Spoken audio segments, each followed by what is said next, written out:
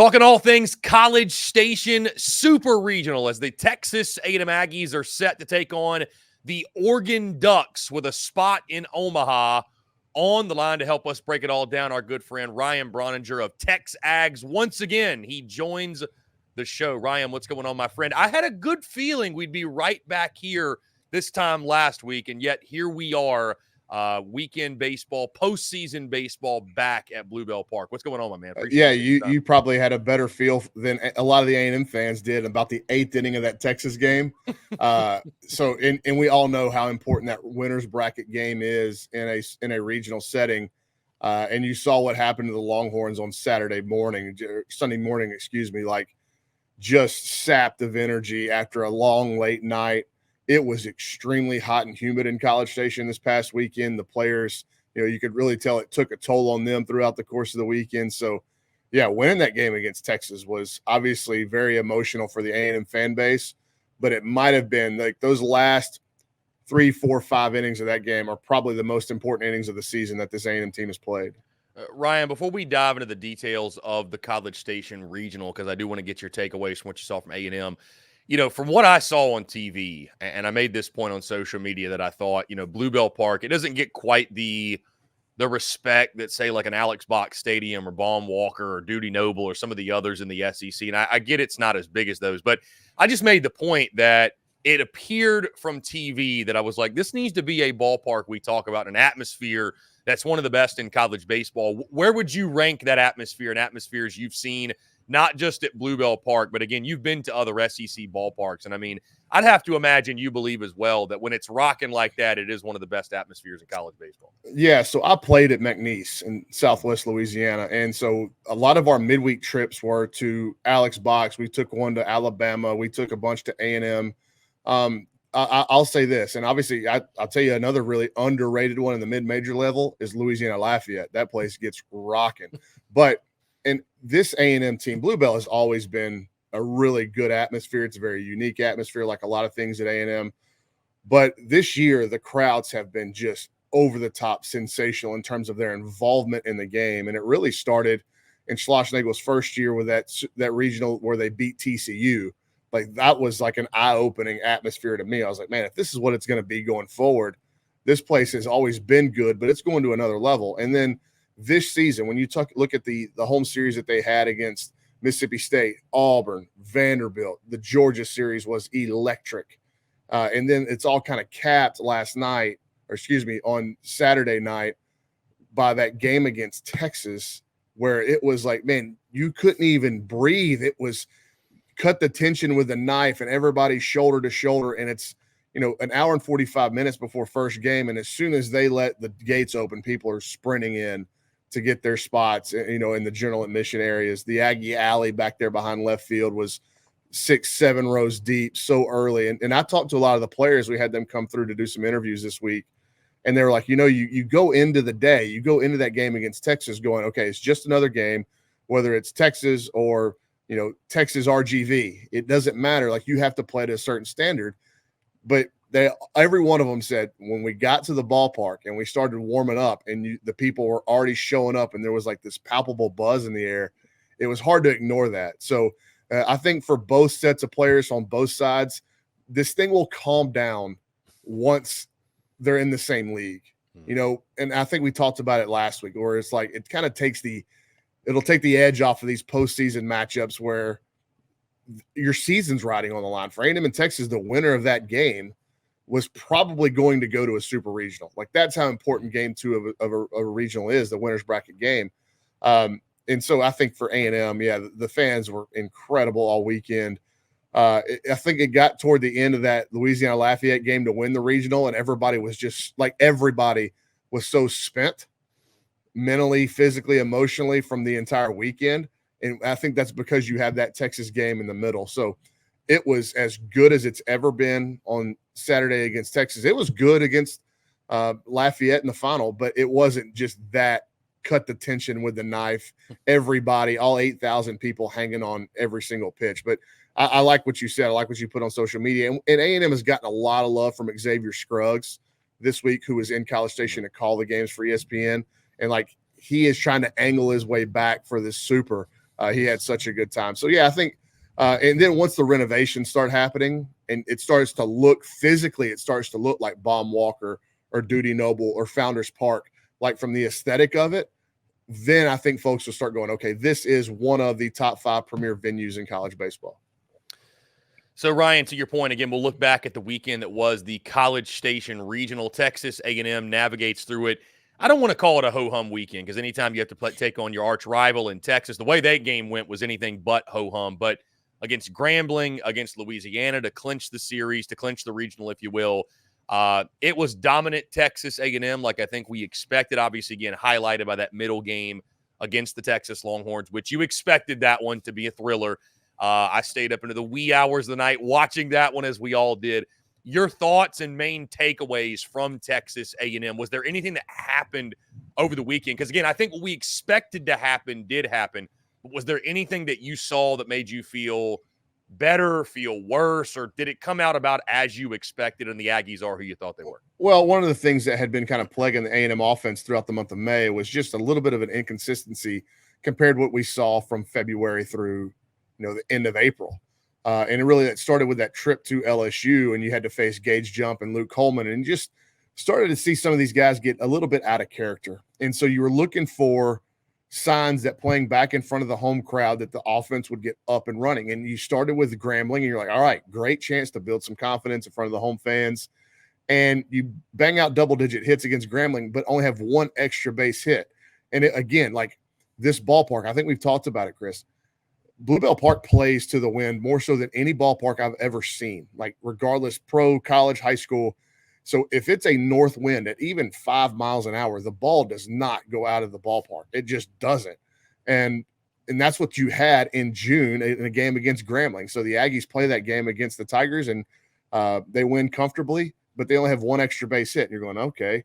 And then against Texas, they're starting a kid named LeBaron Johnson Jr.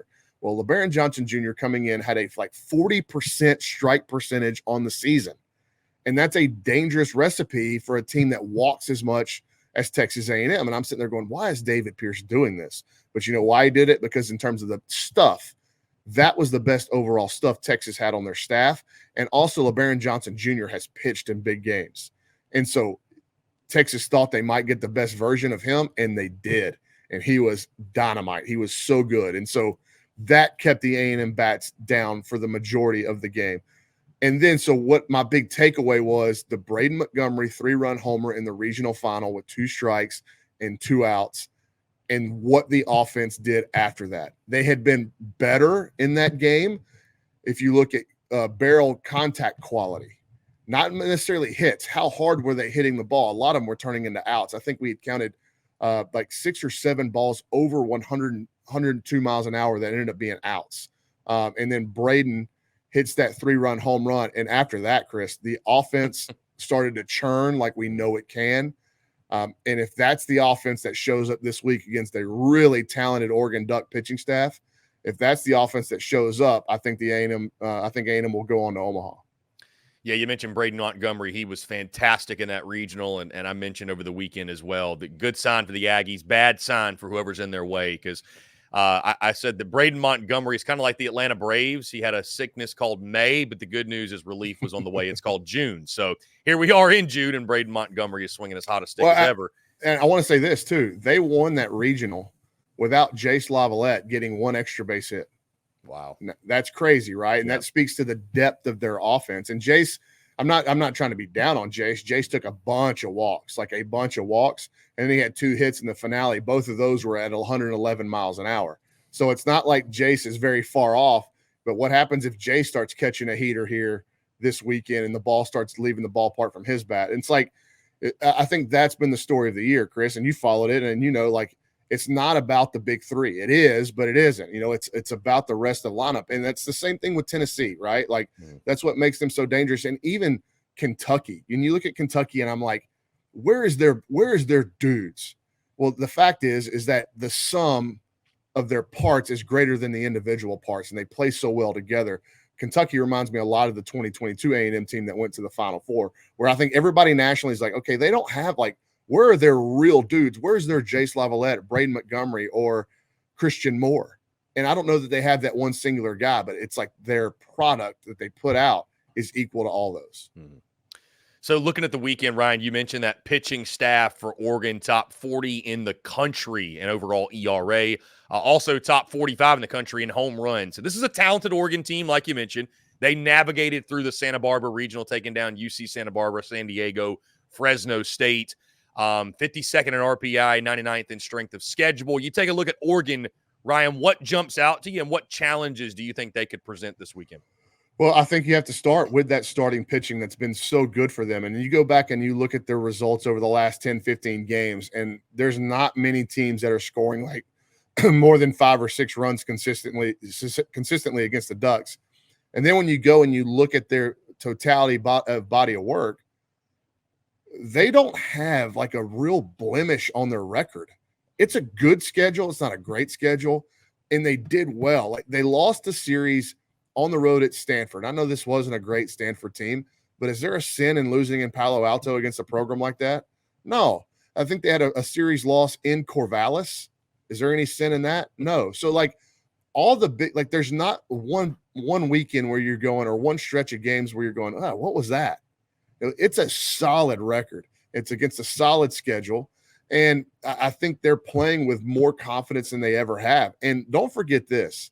They hosted a Super last year, and they had to watch Oral Roberts, of all people, celebrate on their field in a wild series where I think both sides had these crazy comebacks. So you don't think they're going to have a little bit of a chip on their shoulder when they walk into Bluebell Park?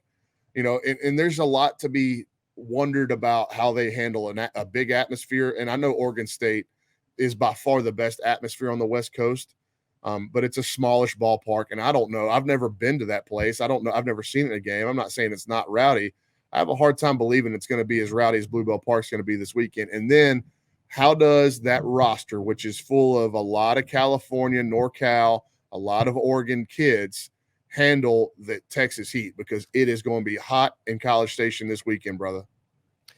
And like you mentioned, hot in College Station. It is a Saturday, Sunday, if necessary, Monday series. So keep that in mind. 2 p.m. Eastern on Saturday, 7:30 p.m. Eastern on Sunday, which I'm sure the folks who have to wake up and go to work the next day absolutely love that, but Bluebell will be shaken either way. Ryan, when you look at this weekend, again, Texas A&M and Oregon at Bluebell Park, X factor for you for the Aggies, and is there a key player you've got your eye on for this weekend that needs to step up and have a big weekend?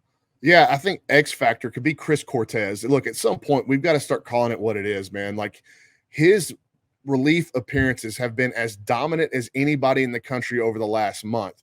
The development of his stuff under pitching coach Max Weiner has been remarkable, and it's like it's really taken hold since the beginning of May, maybe even late April. These relief outings he's having, dude, he's blowing dudes away, striking out 5-6 guys straight at a time, and the slider is just, I mean, it looks like Bugs Bunny Looney Tunes stuff. And so, like, he has just been nails at the end of games, and when you pair that with another great reliever in Evan Oschenbeck, who went 4.2 innings of no-hit ball against Texas, that lineup, with if he makes one mistake in those late innings, Chris, the game is over, and Texas is celebrating on your field. And he just kept going, like steady Eddie as he's been his entire career. So I think maybe Chris Cortez would be my X factor. And then a player that I could see stepping up in a big role is on the pitching side again, it's Brad Rudis. Brad Rudis has been the most underappreciated reliever for Texas A&M. If they get to a game 3, because things are so unsettled with the starting rotation, they tried to run Tanner Jones out there and start him against Grambling. He wasn't sharp. Justin Lampkin made a relief appearance against Louisiana in the finale. He wasn't sharp. So Jim Schlossnagle and the staff are probably going, what do we do on Monday if it gets there? It could be Brad Rudis as an opener, and outs are outs. It doesn't matter if you're getting the first 9 or the last 9. Outs are outs. And so Brad has super good value and has been super versatile in his ability to pitch. And I would think that if it gets to Monday, that's a guy that nobody's talking about coming into the series that could have a big impact. Ryan, last thing, and we'll get you out of here. What's the confidence level around College Station? I mean, the excitement level is there, because I feel like this is one you never know in a super regional, although I think there's a lot of reasons. I mean, Oregon, a 3 seed in their regional they came out of, so they'll come in sort of upset-minded. I mean, What's the overall vibe, would you say, going into this weekend? Yeah, I would say Oregon is like, excuse me, Oregon would be, there's nothing to lose for Oregon, right? Like you mentioned, they were a 3 seed in the regional. Nobody expected them to come out of Santa Barbara, and here they are playing, a longtime number 1 during the season, one of the power programs in the SEC. Like, what is there to lose for Oregon? So I think they're going to play loose and relax. Like, I don't anticipate, even though Bluebell's going to be a madhouse, I don't anticipate it having a huge impact on them because they're like, whatever. Like, nobody expects us to win this series. Let's go in and have some fun. But in terms of like confidence, I think the fan base is confident. And I think the reason why they're confident is because of what we saw against Louisiana in that finale. The offense looked like, again, like that was the one thing is like, when is it going to start churning out these extra base hits again? We saw that in the finale. And then I think they're confident because of what they've gotten at the starts in Ryan Prager and Shane Sadeo. And so it's been a good mesh. I wrote an article this week that one of the A&M themes and mottos of this team has been good. I'm sure you're familiar with the Jocko Willink good thing. And it's a way, it's like a perspective to look at life, whether good things happen or bad things happen. All right, good. We move to the next thing. So my article this weekend is that at different points of this season, this A&M team has been more than good. It's every element of it has been super at one point, and it was tying into the super regional. So when A&M is going at their highest level, Chris, I don't know, like there are teams that can beat them because good starting pitching beats good hitting, but there aren't a long list of teams that when A&M is firing on all cylinders that are going to be playing with the Aggies. I think Tennessee is one. I think actually Georgia is one. I love that Georgia lineup. And I think Kentucky, I'd have to see how they match up in person. That's a matchup we haven't seen, but there are some. And I think Clemson could. I tell you what, Florida can. You talk about just raw talent. I think you're going to talk to Nick De La Torre, my good buddy, about the Gators, but we were actually texting about the raw talent of the Florida team when they were struggling so bad. And like, all that takes is for the team to get hot. And all it would take is for Oregon to get hot at the right time. And Oregon's in Omaha. But again, if this A&M team is playing to their capability and playing to their highest level, there aren't many teams in the country, especially in this ballpark right over here across the street, that I would take over the Aggies. A&M Oregon at Bluebell Park with a spot in Omaha on the line. It does not get much better than that. Our good friend Ryan Brauninger, TexAgs, one of the best in the business when it comes to talking all things Texas A&M Aggies. Ryan, appreciate you taking the time, my friend. Let's definitely do this again soon. Thank you, Chris. Hopefully we'll talk to you on the way to Omaha.